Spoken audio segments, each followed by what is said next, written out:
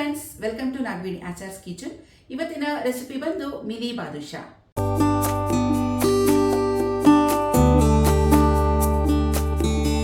ಬೇಕರಿಲಿ, sweet ಸ್ಟಾಲ್ಸ್ನಲ್ಲಿ ಸಿಗುವಂಥ ಬಾದುಷಾ ಮನೆಯಲ್ಲಿ ನಾವು ಆರಾಮಾಗಿ ಈಸಿಯಾಗಿ ಮಾಡ್ಕೋಬೋದು. ಅದೇ ರುಚಿಯಲ್ಲಿ ನಾವು ಮನೆಯಲ್ಲಿ ಹೇಗೆ ಮಾಡ್ಕೋಬೇಕಂದ್ರೆ ಕೆಲವೊಂದು ಟಿಪ್ಸ್ಗಳನ್ನು ಫಾಲೋ ಮಾಡಬೇಕು. ಮಿನಿ ಬಾದುಷಾ ಮಾಡೋದಕ್ಕೆ ಏನೇನು ಸಾಮಗ್ರಿಗಳು ಬೇಕು ಅಂತ ನೋಡ್ಕೊಂಡು ಬರೋಣ ಬನ್ನಿ. ಮಿನಿ ಬಾದುಷಾ ಮಾಡೋದಕ್ಕೆ ಬೇಕಾಗಿರುವಂಥ ಸಾಮಗ್ರಿಗಳು, ನಾನಿಲ್ಲಿ 2 ಕಪ್ ಆಗುವಷ್ಟು ಮೈದಾ ತಗೊಂಡಿದ್ದೀನಿ, 1.5 ಕಪ್ಪಷ್ಟು ಸಕ್ಕರೆ. ಸ್ವೀಟ್ನೆಸ್ ಜಾಸ್ತಿ ಬೇಕು ಅಂದರೆ 2 ಕಪ್ಪಷ್ಟು ಸಕ್ಕರೆ ತಗೋಬಹುದು. ಹುಳಿ ಅಂಶ ಇಲ್ಲದೇ ಇರೋ ಅಂಥದ್ದು ಮೊಸರು, ಫ್ರೆಶ್ ಆಗಿರುವಂಥದ್ದು 3 ಟೇಬಲ್ ಸ್ಪೂನ್ ತಗೊಳ್ಳಿ. ನಾನಿಲ್ಲಿ ಏಲಕ್ಕಿ ಪುಡಿ 2 ಟೀ ಸ್ಪೂನ್ ತಗೊಂಡಿದ್ದೀನಿ, ಚಿಟಿಕೆಯಷ್ಟು ಉಪ್ಪು, ಹಾಗೆಯೇ ಅಡುಗೆ ಸೋಡಾ 1/4 ಟೀ ಸ್ಪೂನ್ ಬೇಕಾಗುತ್ತೆ. 3ರಿಂದ 4 ಟೇಬಲ್ ಸ್ಪೂನಷ್ಟು ತುಪ್ಪ ತಗೊಂಡಿದ್ದೀನಿ. ಒಳ್ಳೆ ತುಪ್ಪ ತಗೊಳ್ಳಿ, ಸ್ವೀಟ್ ಚೆನ್ನಾಗಾಗುತ್ತೆ. ಡೀಪ್ ಫ್ರೈಗೆ ಎಣ್ಣೆ.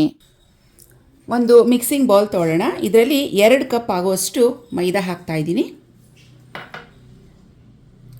ಸುಮಾರು 200 ಗ್ರಾಮ್ಸ್ ಅಷ್ಟಿದೆ. ಅಡುಗೆ ಸೋಡಾ ನೋಡಿ, ಒಂದು 1/4 ಟೀ ಸ್ಪೂನಷ್ಟು ಹಾಕ್ಕೊಳ್ಳೋಣ. ಅಡುಗೆ ಸೋಡಾ ಹಾಕೋದ್ರಿಂದ ಬಾದುಷಾಗಳು ತುಂಬ ಸಾಫ್ಟಾಗಿ ಚೆನ್ನಾಗಿ ಬರುತ್ತೆ.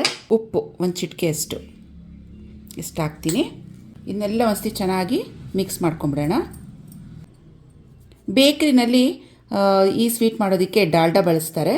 ನಾವು ಮನೆಯಲ್ಲೇ ಹೆಲ್ತಿಯಾಗಿ ರುಚಿಯಾಗಿ ಮಾಡ್ಕೊಳ್ಳೋಣ. ನೋಡಿ, ಈ ರೀತಿಯಾಗಿ ಚೆನ್ನಾಗಿ ಮಿಕ್ಸ್ ಮಾಡಿದ್ಮೇಲೆ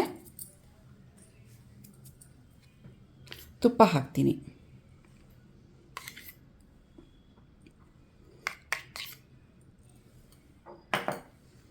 ಎಲ್ಲ ಚೆನ್ನಾಗಿ ಮಿಕ್ಸ್ ಮಾಡ್ಕೊತೀನಿ.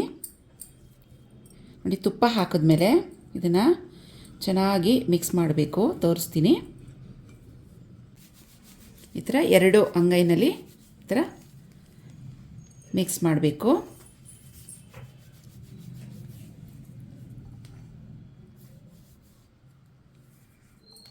ಈ ಥರ ಮಾಡಿದ್ರೆ ನೋಡಿ, ರವೆ ಥರ ಟೆಕ್ಸ್ಚರ್ ಬರುತ್ತೆ. ಚೆನ್ನಾಗಿ ಮಿಕ್ಸ್ ಮಾಡ್ಕೊಳ್ಳೋಣ. ಈ ಸ್ಟೆಪ್ನ ಬಿಡಬಾರ್ದು, ಸೊ ಕರೆಕ್ಟಾಗಿ ಫಾಲೋ ಮಾಡ್ಕೊಳ್ಳಿ. ತುಪ್ಪ ಹಾಕಿದ್ಮೇಲೆ ಈ ರೀತಿ ಅಂಗೈನಲ್ಲಿ ಹಿಂಗೆ ಮಿಕ್ಸ್ ಮಾಡಬೇಕು. ಹಿಂಗೆ ಹಿಡಿದಾಗ ಉಂಡೆ ಥರ ಬರಬೇಕು, ಮತ್ತು ಹಿಂಗಂದರೆ ಬ್ರೇಕ್ ಆಗಬೇಕು. ಸೊ ಇದು ಕರೆಕ್ಟಾಗಿ ಬಂದಿದೆ. ಈ ಥರ ಮತ್ತೊಮ್ಮೆ ತೋರಿಸ್ತೀನಿ. ಹಿಂಗೆ ಬ್ರೇಕ್ ಆಗಬೇಕು. ಫ್ರೆಶ್ ಆಗಿರೋಂಥ ಮೊಸರು 3 ಸ್ಪೂನಷ್ಟು ಹಾಕ್ತೀನಿ.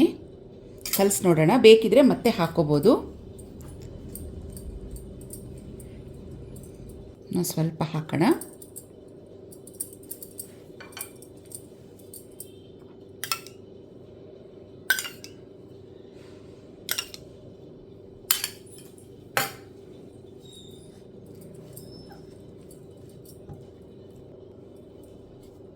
ಕೊನೆಯಲ್ಲಿ ಒಂಚೂರು ನೀರು ಹಾಕೊಳ್ಳೋಣ.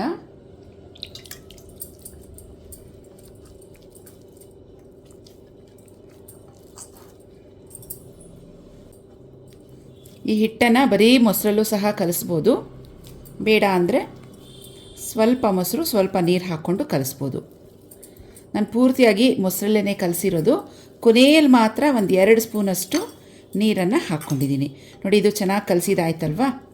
ಇದನ್ನೊಂದು 10 ನಿಮಿಷ ನೆನೆಯೋದಕ್ಕೆ ಬಿಟ್ಬಿಡೋಣ. ಅಷ್ಟರಲ್ಲಿ ಸಕ್ಕರೆ ಪಾಕ ತಯಾರಿಸ್ಕೊಳ್ಳೋಣ. ಒಂದು ಬಟ್ಲನ್ನು ಕವರ್ ಮಾಡಿ ಇಟ್ಬಿಡ್ತೀನಿ. ಫ್ರೆಂಡ್ಸ್, ಈಗ ಸಕ್ಕರೆ ಪಾಕ ಮಾಡ್ಕೊಳ್ಳೋಣ. ಅದಕ್ಕೆ ಸ್ಟವ್ ಮೇಲೆ ಒಂದು ಪ್ಯಾನ್ ಇಟ್ಟಿದ್ದೀನಿ. ಇದಕ್ಕೆ 1.5 ಕಪ್ಪಷ್ಟು ಸಕ್ಕರೆ ಹಾಕ್ತಾ ಇದ್ದೀನಿ.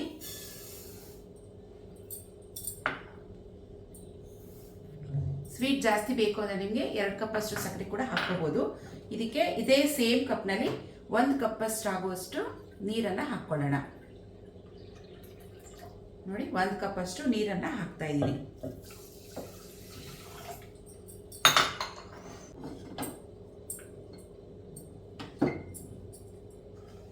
ಸಕ್ಕರೆನ ಒಂದೆಳೆ ಪಾಕ ತೆಗಿಬೇಕು.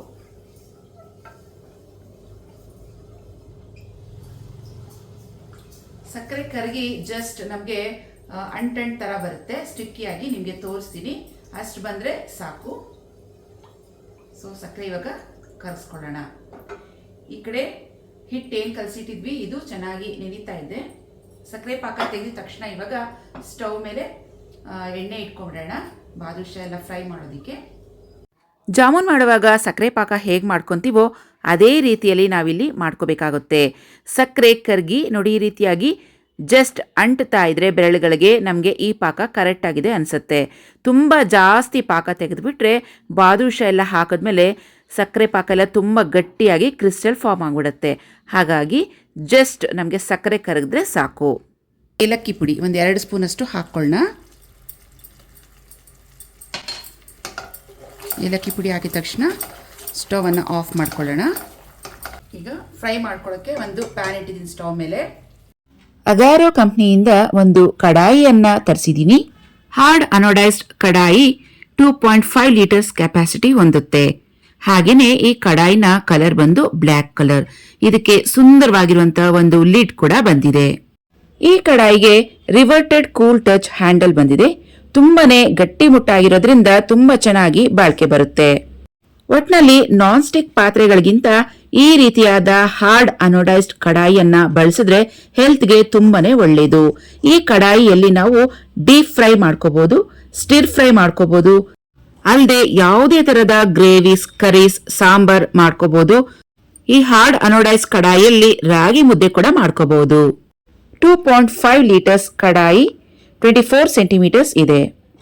ಈ ಕಡಾಯಿಯಲ್ಲಿ ಬೇಗನೆ ಹೀಟ್ ಆಗುತ್ತೆ, ಫಾಸ್ಟ್ ಹೀಟಿಂಗ್ ಅಂತ ಹೇಳ್ಬೋದು. ಈ ಕಡಾಯಿನ ನಾವು ಗ್ಯಾಸ್ ಸ್ಟವ್ ಮೇಲೆ ಅಲ್ಲದೆ ಓವನ್ ಅಲ್ಲೂ ಕೂಡ ಇಟ್ಟು ಬೇಯಿಸ್ಕೋಬಹುದು. ನಾನ್ ಸ್ಟಿಕ್ ಪಾತ್ರೆಗಳಾದ್ರೆ ನೋಡಿ ಈ ರೀತಿ ವಾಶ್ ಮಾಡುವಾಗ ಎಲ್ಲಿ ನಾನ್ ಸ್ಟಿಕ್ ಮೇಲಿರುವಂತಹ ಕೋಟಿಂಗ್ ಕಿತ್ಕೊಂಡ್ಬಂದ್ಬಿಡುತ್ತೋ ಅಂತ ಭಯದಿಂದನೇ ನಾವು ಅಡುಗೆ ಮಾಡ್ತೀವಲ್ವಾ. ಆದ್ರೆ ಈ ಮೆಟೀರಿಯಲ್ ಯಾವುದೇ ತರದಲ್ಲೂ ಕೋಟಿಂಗ್ ಹೋಗೋದಿಲ್ಲ. ಹಾರ್ಡ್ ಅನೋಡೈಸ್ಡ್ ಇಂದ ಮಾಡಿರುವಂತ ಈ ಕಡಾಯಿ ತುಂಬಾನೇ ಚೆನ್ನಾಗಿದೆ. ಅಲ್ಲದೆ ಇದರಲ್ಲಿ ಅಡುಗೆ ಮಾಡೋದ್ರಿಂದ ಯಾವುದೇ ತರಹದ ಟಾಕ್ಸಿಕ್ ಆಗೋದಿಲ್ಲ, ಸ್ಕ್ರಾಚ್ ರೆಸಿಸ್ಟೆಂಟ್ ಅಂತ ಹೇಳ್ಬೋದು. ಹಾಗೇನೆ ಯಾವುದೇ ತರಹದ ಆಹಾರ ಪದಾರ್ಥದ ಮೇಲೆ ರಿಯಾಕ್ಟಿವ್ ಆಗೋದಿಲ್ಲ. ಇದು ಬಾಟಮ್ನಲ್ಲಿ 4 mm ಅಷ್ಟು ಥಿಕ್ನೆಸ್ ಇರೋದ್ರಿಂದ ಆಹಾರ ಪದಾರ್ಥಗಳಿಗೆ ಸಮವಾಗಿ ಹೀಟ್ ಬರುತ್ತೆ. ಯಾವುದೇ ತರಹದ ಆಹಾರ ಪದಾರ್ಥಗಳು ಸೀದೋಗುವಂತ ಚಾನ್ಸಸ್ ಇರೋದಿಲ್ಲ. ನಾನಿಲ್ಲಿ ಕಡಾಯಿಯನ್ನ ವಾಶ್ ಮಾಡೋದಕ್ಕೆ ನಾರ್ಮಲ್ ಪಾತ್ರೆ ತೊಳೆಯುವಂತ ಸೋಪ್ ಅನ್ನ ಹಾಕಿ ಕ್ಲೀನ್ ವಾಟರ್ ಅಲ್ಲಿ ವಾಶ್ ಮಾಡ್ಕೊಂಡಿದ್ದೀನಿ. ನಾವು ಈ ಪಾತ್ರೆಯನ್ನ ಕೋಲ್ಡ್ ವಾಟರ್ ಅಲ್ಲೂ ಕೂಡ ವಾಶ್ ಮಾಡಬಹುದು, ಹಾಟ್ ವಾಟರ್ ಅಲ್ಲಿ ಕೂಡ ವಾಶ್ ಮಾಡಬಹುದು. ಫ್ರೆಂಡ್ಸ್, ನಿಮ್ಗೆ ಯಾರಿಗಾದ್ರೂ ಹಾರ್ಡ್ ಅನೋಡೈಸ್ಡ್ ಕಡಾಯಿ ತಗೋಬೇಕು ಅಂತ ಇಂಟ್ರೆಸ್ಟ್ ಇದ್ರೆ ಕೆಳಗೆ ಡಿಸ್ಕ್ರಿಪ್ಷನ್ ಬಾಕ್ಸ್ ನಲ್ಲಿ ಪರ್ಚೇಸ್ ಲಿಂಕ್ಸ್ ಅನ್ನ ಕೊಟ್ಟಿರ್ತೀನಿ, ನೀವು ಪರ್ಚೇಸ್ ಮಾಡಬಹುದು. ಒಳ್ಳೆ ಪ್ರಾಡಕ್ಟ್ ಅಂತ ನಾನು ನಿಮ್ಗೆ ರೆಕಮೆಂಡ್ ಮಾಡ್ತೀನಿ. ಡೀಪ್ ಫ್ರೈ ಮಾಡೋದಕ್ಕೆ ಒಂದು ಕಡಾಯಿ ಇಟ್ಟಿದ್ದೀನಿ. ಇದಕ್ಕೆ ಸನ್ಫ್ಲವರ್ ಎಣ್ಣೆ ಹಾಕ್ತಾ ಇದ್ದೀನಿ. ಎಣ್ಣೆ ಯಾವ್ದು ಬಳಸಬೇಕು ಅಂತ ಹೇಳಿದ್ರೆ ಫ್ಲೇವರ್ಡ್ ಇರುವಂತದ್ದು ಯಾವುದೇ ಎಣ್ಣೆ ಬಳಸಬಾರ್ದು, ಸ್ವೀಟ್ ಚೆನ್ನಾಗಿ ಆಗೋದಿಲ್ಲ. ಫ್ಲೇವರ್ ಇಲ್ಲದೆ ಇರುವಂಥದ್ದು ರಿಫೈನ್ಡ್ ಆಯಿಲ್ ಅನ್ನ ಬಳಸ್ಕೋಬಹುದು. ನಾನಿಲ್ಲಿ ಸನ್ ಪ್ಯೂರ್ ರಿಫೈನ್ಡ್ ಆಯಿಲ್ ಅನ್ನ ಬಳಸ್ಕೊತಾ ಇದ್ದೀನಿ. ಸೊ ಸ್ವೀಟ್ಸ್ ಮಾಡೋದಕ್ಕೆ ಈ ಥರ ಎಣ್ಣೆನೆ ತುಂಬ ಚೆನ್ನಾಗಿರುತ್ತೆ. ನಾವು ಕಡಲೆಕಾಯಿ ಬೀಜದ ಎಣ್ಣೆ, ಈ ಥರದ ಎಣ್ಣೆಲೆಲ್ಲ ನಾವು ಸ್ವೀಟ್ಸ್ ಮಾಡಿದ್ರೆ ಚೆನ್ನಾಗಿ ಬರೋದಿಲ್ಲ. ಸ್ವೀಟ್ಸ್ ಎಲ್ಲ ಒಂಥರ ಸ್ಮೆಲ್ ಬರ್ತಾ ಇರುತ್ತೆ. ಹಾಗಾಗಿ ರಿಫೈನ್ಡ್ ಆಯಿಲ್ ಅನ್ನ ಬಳಸ್ಕೊಳ್ಳಿ. ಸೊ ಈಗ ಸ್ಟವ್ ಮೇಲೆ ಎಣ್ಣೆ ಕಾಯೋದಕ್ಕೆ ಇಟ್ಟಿದ್ದೀನಿ. ಎಣ್ಣೆ ತುಂಬ ಬಿಸಿ ಆಗಬಾರ್ದು, ಮೀಡಿಯಮ್ ಆಗಿ ಹೀಟ್ ಬರಬೇಕು. ಹಿಟ್ಟು ಕಲಸಿಟ್ಟು ಒಂದು 10 ನಿಮಿಷ ಆಗಿದೆ. ಚೆನ್ನಾಗಿ ನಾದ್ಕೋಬೇಕು. ತುಂಬ ಹಾರ್ಡಾಗಿ ಚಪಾತಿ ಹಿಟ್ಟೆಲ್ಲ ಕಲಿಸ್ತೀವಲ್ವ ಆ ಥರ ನಾದಕ್ಕೆ ಹೋಗಬೇಡಿ. ಇದರಲ್ಲಿ ಏರ್ ಸರ್ಕ್ಯುಲೇಷನ್ಸ್ ಆಗಿರುತ್ತೆ, ಅದೆಲ್ಲ ಹಾಗೇ ಇರಬೇಕು. ಆವಾಗ ನಮಗೆ ಬಾದುಷಗಳು ಗೂಡು ಥರ ಚೆನ್ನಾಗಿ ಬರುತ್ತೆ. ಗೂಡು ಥರ ಬಂದರೆ ಸಕ್ಕರೆ ಪಾಕ ಎಲ್ಲ ಅದರೊಳಗಡೆ ಹೋಗಿ ಸ್ವೀಟ್ ಒಳಗಡೆ ಚೆನ್ನಾಗಿ ಸಕ್ಕರೆ ಪಾಕ ಹೀರ್ಕೊಳ್ಳುತ್ತೆ. ಹಾಗಾಗಿ ಒಳಗಡೆ ಇರುವಂಥ ಗೂಡೆಲ್ಲ ಹಾಗೆ ಇರಬೇಕು. ತೋರಿಸ್ತೀನಿ ನಿಮಗೆ ನೋಡಿ. ಈ ಥರ ಇದೆಲ್ಲ ಏನು ಫಾರ್ಮ್ ಆಗಿರುತ್ತಲ್ವ ಗೂಡು ಅದೆಲ್ಲ ಹಾಗೇ ಇರಬೇಕು. ಹಿಂಗೆ ಲೇಯರ್ ಬೈ ಲೇಯರ್ ಇದನ್ನು ಈ ಥರ ಮಾಡಿಸ್ಕೊಳ್ತಾ ಬರೋಣ.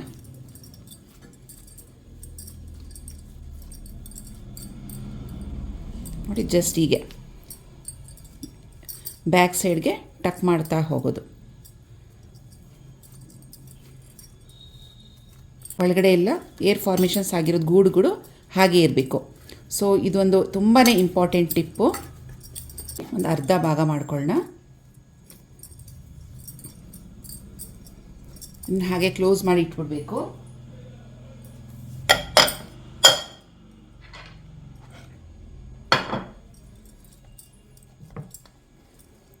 ಈ ಥರ ರೋಲ್ ಮಾಡ್ಕೊಳ್ಳಿ.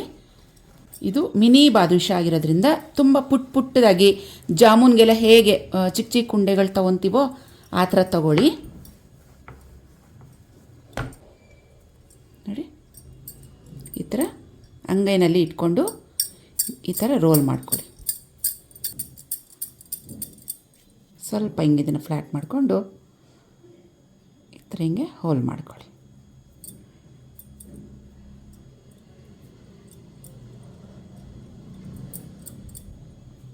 ಇಲ್ಲೆಲ್ಲ ಕ್ರ್ಯಾಕ್ಸ್ ಎಲ್ಲ ಇದೆಯಲ್ಲ ಅದೆಲ್ಲ ಹಾಗೇ ಇರಬೇಕು.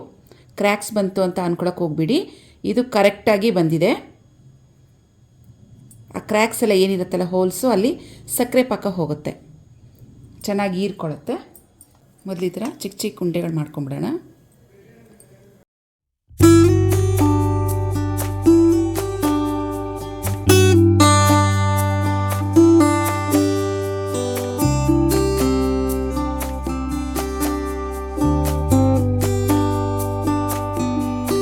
ನೋಡಿ, ಎಣ್ಣೆ ಕಾಯಕ್ಕಿಟ್ಟಿದ್ದೀನಿ. ತುಂಬ ಕಾಯಬಾರ್ದು, ಸ್ವಲ್ಪ ಹಿಟ್ಟಾಕಿ ನೋಡ್ತೀನಿ. ಅದು ಮೇಲಕ್ಕೆ ಬರ್ತಾಯಿದೆ ಅಂದರೆ ಎಣ್ಣೆ ರೆಡಿ ಇದೆ ಅಂತ. ಈಗ ರೆಡಿ ಮಾಡ್ಕೊಂಡಿರೋಂಥ ಬಾದುಷಗಳನ್ನ ಎಣ್ಣೆಗೆ ಹಾಕ್ತಾಯಿದ್ದೀನಿ.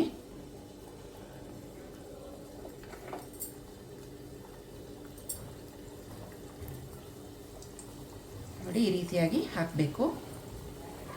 ಎಣ್ಣೆ ತುಂಬ ಬಿಸಿ ಆಗಿಬಿಟ್ಟಿದ್ರೆ ಸ್ಟವನ್ನು ಆಫ್ ಮಾಡ್ಕೊಳ್ಳಿ. ಫುಲ್ ಎಲ್ಲ ಹಾಕಿದ್ಮೇಲೆ ಆಮೇಲೆ ಆನ್ ಮಾಡ್ಕೋಬೇಕು. ಎಣ್ಣೆ ತುಂಬ ಕಾದಿದ್ರೆ ಮೇಲ್ಗಡೆ ಬಾದುಷಾ ಎಲ್ಲ ಬೇಗ ರೆಡ್ ಆಗಿಬಿಡುತ್ತೆ, ಒಳಗಡೆ ಬೆಂದಿರಲ್ಲ. ಹಾಗಾಗಿ ತುಂಬ ಕಮ್ಮಿ ಫ್ಲೇಮ್ನಲ್ಲಿ ನಾವು ಈ ಬಾದುಷಗಳನ್ನ ಫ್ರೈ ಮಾಡಬೇಕಾಗುತ್ತೆ. ಏನು ಟಚ್ ಮಾಡೋಕ್ಕೆ ಹೋಗಿಬಿಡಿ, ಹಾಗೆ ಬಿಟ್ಬಿಡಿ. ನೋಡಿ, ಬಾದುಷಾ ಎಲ್ಲ ತನ್ನಷ್ಟೇ ಮೇಲೆ ತೇಲ್ತಾ ಇದೆ. ಈ ರೀತಿಯಾಗಿ ಬರಬೇಕು. ಸ್ಪೂನಲ್ಲಿ ಏನು ಟಚ್ ಮಾಡೋಕ್ಕೆ ಹೋಗಬೇಡಿ, ಇಲ್ಲಾಂದರೆ ಬ್ರೇಕ್ ಆಗಿಬಿಡುತ್ತೆ. 3 ನಿಮಿಷ ಆದಮೇಲೆ ನಿಧಾನಕ್ಕೆ ಈ ಕಡೆಗೆ ಟರ್ನ್ ಮಾಡ್ಕೊಳ್ಳೋಣ.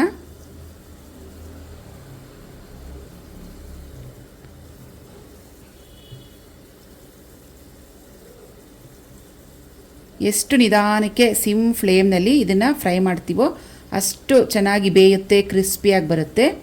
ಸುಮಾರು ಇದು 10 ರಿಂದ 12 ನಿಮಿಷ ಆದರೂ ಬೇಕಾಗುತ್ತೆ. ಬಾದುಷಗಳು ಸಿಮ್ ಫ್ಲೇಮ್ನಲ್ಲಿ ಫ್ರೈ ಮಾಡಬೇಕು. ಟರ್ನ್ ಮಾಡಿರೋ ಕಡೆ ಮತ್ತೊಂದು 3 ನಿಮಿಷ ಫ್ರೈ ಆದಮೇಲೆ ಮತ್ತೆ ಇನ್ನೊಂದು ಕಡೆಗೆ ಟರ್ನ್ ಮಾಡ್ಕೋಬೇಕು. ನೋಡಿದು 12 ನಿಮಿಷ ಆಯಿತು. ತುಂಬ ಸಿಮ್ ಫ್ಲೇಮ್ನಲ್ಲಿ ಫ್ರೈ ಮಾಡಿದ್ದೀನಿ. ನೋಡಿ, ಇಷ್ಟು ಕಲರ್ ಬಂದರೆ ಸಾಕು. ಕಲರ್ ನೋಡಿ ಎಷ್ಟು ಚೆನ್ನಾಗಿ ಬಂದಿದೆ ಅಲ್ವಾ? ನ್ಯಾಚುರಲ್ ಕಲರ್ ಇದು, ಯಾವುದೇ ಥರದ್ದು ಆರ್ಟಿಫಿಷಿಯಲ್ ಕಲರ್ಸ್ ಹಾಕಿಲ್ಲ.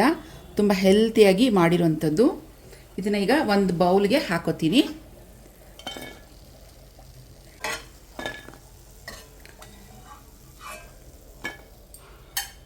ಸೆಕೆಂಡ್ ಟ್ರಿಪ್ ಹಾಕಬೇಕು. ನೋಡಿ, ಎಲ್ಲ ರೆಡಿ ಮಾಡಿ ಇಟ್ಟಿದ್ದೀನಿ. ಒಂದು ಬಟ್ಟೆನ ಕವರ್ ಮಾಡಿ ಇಡಬೇಕು, ಇಲ್ಲಾಂದರೆ ಪೂರ್ತಿಯಾಗಿ ಡ್ರೈ ಆಗಿಬಿಡುತ್ತೆ. ಈಗ ಸೆಕೆಂಡ್ ಟ್ರಿಪ್ ಹಾಕಬೇಕಲ್ವಾ? ಸ್ಟವನ್ನು ಆಫ್ ಮಾಡ್ಕೊಂಡ್ಬಿಡ್ತೀನಿ. ಯಾಕಂದರೆ ಎಣ್ಣೆ ತುಂಬಾ ಬಿಸಿಯಾಗಿಬಿಟ್ಟಿರುತ್ತೆ. ತುಂಬ ಬಿಸಿಯಾಗಿದ್ದಾಗ ಬಾದುಷಗಳು ಹಾಕಬಾರ್ದು. ಸ್ಟವ್ ಆಫ್ ಮಾಡಿದ್ಮೇಲೆ 1-2 ನಿಮಿಷ ಬಿಟ್ಟೆ ಹಾಕಿ, ಪರವಾಗಿಲ್ಲ. ನೋಡಿ, ಎಲ್ಲ ರೆಡಿ ಮಾಡಿ ಇಟ್ಕೊಂಡಿದ್ದೀನಿ. ಈ ರೀತಿಯಾಗಿ ಮಧ್ಯದಲ್ಲಿ ಹೋಲ್ಸ್ ಮಾಡಿ ಎಣ್ಣೆಗೆ ಸೆಕೆಂಡ್ ಟ್ರಿಪ್ಪನ್ನು ಬಿಡೋಣ. ನೋಡಿ, ಈ ರೀತಿಯಾಗಿ ಸೆಕೆಂಡ್ ಟ್ರಿಪ್ಗೆ ನಾನು ರೆಡಿ ಮಾಡಿ ಇಟ್ಕೊಂಡಿದ್ದೀನಿ. ಸೆಕೆಂಡ್ ಟ್ರಿಪ್ ಹಾಕ್ತಾ ಇದ್ದೀನಿ. ನೋಡಿ, ಸ್ಟವನ್ನು ಆಫ್ ಮಾಡ್ಕೊಂಡಿದ್ದೀನಿ. ಎಲ್ಲ ಈ ರೀತಿಯಾಗಿ ಬಾದುಷಗಳನ್ನೆಲ್ಲ ಹಾಕಿಬಿಟ್ಟು ಆಮೇಲೆ ಸ್ಟವನ್ನು ಆನ್ ಮಾಡ್ಕೊಳ್ಳೋಣ.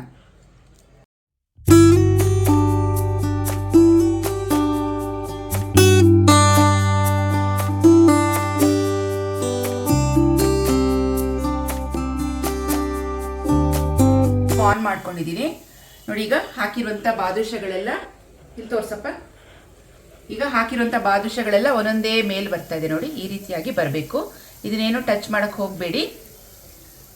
ನಾನು ಹೇಗೆ ಫಸ್ಟ್ ಟ್ರಿಪ್ ಹಾಕಿದಾಗ ಟಿಪ್ಸ್ ಕೊಟ್ಟನಲ್ಲ ಅದೇ ಥರನೇ ಸೆಕೆಂಡ್ ಟ್ರಿಪ್ಗೂ ಫಾಲೋ ಮಾಡ್ಕೊಳ್ಳಿ.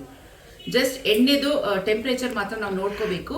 ಬಾದುಷಾ ಎಣ್ಣೆಗೆ ಹಾಕೋವಾಗ ಸ್ಟವನ್ನು ಆಫ್ ಮಾಡ್ಕೊಂಡಿರ್ಬೇಕು. ಆದಷ್ಟು ತುಂಬ ಬಿಸಿ ಇರಬಾರ್ದು ಎಣ್ಣೆ. ಸಿಮ್ ಫ್ಲೇಮ್ನಲ್ಲಿ 10ರಿಂದ 12 ನಿಮಿಷ ಇದನ್ನು ಚೆನ್ನಾಗಿ ಫ್ರೈ ಮಾಡ್ಕೊಳ್ಳಿ. ಈ ಬಾದುಷಗಳನ್ನ ತಣ್ಣಕ್ಕಾದ್ಮೇಲೆ ಒಂದು 8 ಬಾಕ್ಸ್ನಲ್ಲಿ ಹಾಕಿ ನಾವು ಸ್ಟೋರ್ ಮಾಡಿಕೊಂಡ್ರೆ ಸುಮಾರು ಒಂದು ವಾರದವರೆಗೂ ಫ್ರೆಶ್ ಆಗಿ ಇಟ್ಕೊಂಡು ಹಾಯಾಗಿ ತಿನ್ಬೋದು. ತುಂಬಾ ಚೆನ್ನಾಗಿರುತ್ತೆ. ನಾವೆಲ್ಲರೂ ಟ್ರಾವೆಲಿಂಗ್ ಮಾಡ್ತಿದ್ದೀವಿ ಅಂದರೂ ಸಹ ಈ ಸ್ವೀಟ್ಸನ್ನು ತೊಗೊಂಡು ಹೋಗ್ಬೋದು. ಈಗ ಎಲ್ಲ ಬಾದುಷಗಳು ಫ್ರೈ ಮಾಡಿದಾಗಿದೆ. ಈಗ ಸಕ್ಕರೆ ಪಾಕಕ್ಕೆ ಹಾಕೋಣ. ನೋಡಿ, ಸಕ್ಕರೆ ಪಾಕ ಏನಾದರೂ ತುಂಬ ಗಟ್ಟಿಯಾಗಿಬಿಟ್ಟಿದೆ ಅನಿಸಿದ್ರೆ ಮತ್ತೊಮ್ಮೆ ಇನ್ನೊಂದು ಸ್ವಲ್ಪ ನೀರನ್ನು ಸೇರಿಸ್ಕೊಂಡು ಮತ್ತೆ ಸ್ಟವ್ ಮೇಲೆ ಒಂದು 5 ನಿಮಿಷ ಇಟ್ಟು ಬಿಸಿ ಮಾಡಿಕೊಂಡ್ರೆ ಮತ್ತೆ ತೆಳುವಾಗುತ್ತೆ. ಆದಷ್ಟು ಈ ಸಕ್ಕರೆ ಪಾಕ ಜಾಮೂನ್ಗೆಲ್ಲ ಹೇಗೆ ಸಕ್ಕರೆ ಪಾಕ ಮಾಡ್ಕೊತೀವೋ ಆ ಹದದಲ್ಲಿ ಇದ್ದರೆ ಬಾದುಷಗಳು ಕ್ಲೀನಾಗೆ ಸಕ್ಕರೆ ಪಾಕನ ಎಳ್ಕೊಳುತ್ತೆ. ಸಕ್ಕರೆ ಪಾಕ ಆದಷ್ಟು ಸ್ವಲ್ಪ ಬೆಚ್ಚಕ್ಕಿದ್ದಾಗ ಈ ಬಾದುಷಗಳನ್ನ ಸೇರಿಸಿದ್ರೆ ಬಾದುಷಗಳಿಗೆ ಸಕ್ಕರೆ ಪಾಕ ಚೆನ್ನಾಗಿ ಅಬ್ಸರ್ವ್ ಆಗುತ್ತೆ. ಹಾಗಾಗಿ ಇದೊಂದು ಟಿಪ್ಪನ್ನು ನಾವು ಫಾಲೋ ಮಾಡ್ಕೋಬೇಕು. ತುಂಬ ಸುಡೋ ಥರ ಪಾಕ ಇದ್ದರೆ ಬಾದುಷಗಳ ಹಾಕಿದ ತಕ್ಷಣ ಬಾದುಷಗಳೆಲ್ಲ ಕದ್ರೋಗುತ್ತೆ. ಹಾಗಾಗಿ ಸಕ್ಕರೆ ಪಾಕ ತುಂಬ ತಣ್ಣಕ್ಕೂ ಆಗಿರಬಾರ್ದು, ತುಂಬ ಬಿಸಿನೂ ಇರಬಾರ್ದು.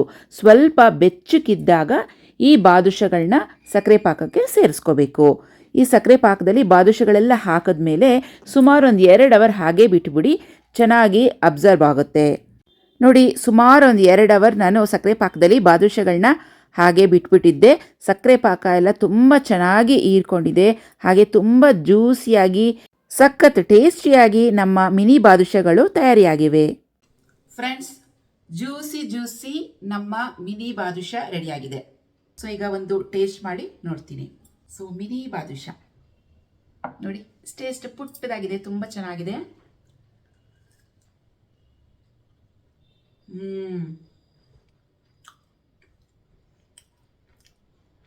ಸಖತ್ತಾಗಿದೆ.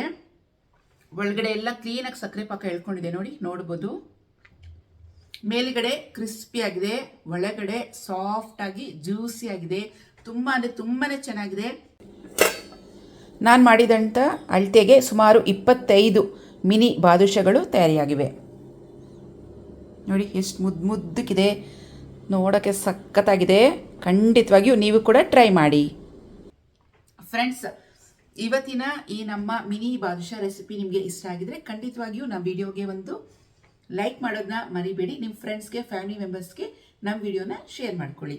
ಮತ್ತೆ ಭೇಟಿ ಆಗೋಣ ಮತ್ತೊಂದು ವಿಡಿಯೋದಲ್ಲಿ. ಅಲ್ಲಿವರೆಗೂ ಟೇಕ್ ಕೇರ್. ಬಾಯ್ ಫ್ರೆಂಡ್ಸ್, ನಮಸ್ತೆ.